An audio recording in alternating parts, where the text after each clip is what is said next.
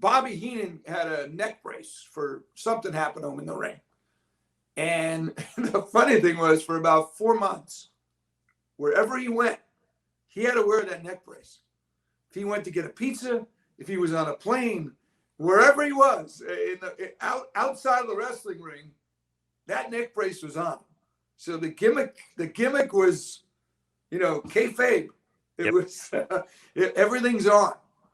Guys couldn't travel. At least they couldn't publicly. They tried to not publicly travel if they were. Not that it didn't happen, but if they were adversaries, they didn't want them to look like they were buddies back in the day.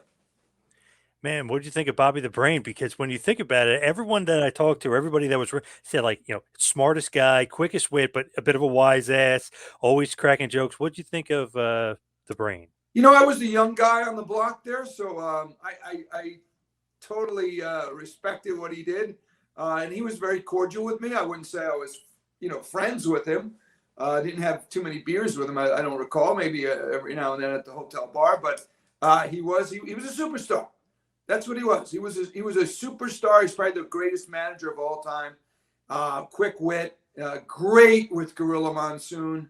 Who's better than a gorilla, Bobby Heenan? You listen back to him to the day. He was funny. Maybe some of his stuff would be censored today because you can't get away with some of the material he had, unfortunately, because he was humorous and he knew it. And yes, very bright. And it's sad the way things ended for Bobby. Really just tragic.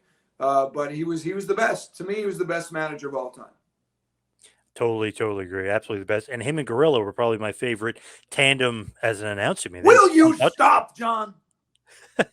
Will you be serious? Yeah. I used to love that. And then I guess nowadays Gorilla might even get censored some of the stuff. Like you can't say Pearl Harbor job and stuff like that. You can't say. Yeah, well, there was Chinese fire drill. Those are things they said years ago. But obviously nowadays we can't say that. There were a lot of, as you mentioned, a couple of those lines. Things change, culture changes, and obviously it's good that things do progress for sure.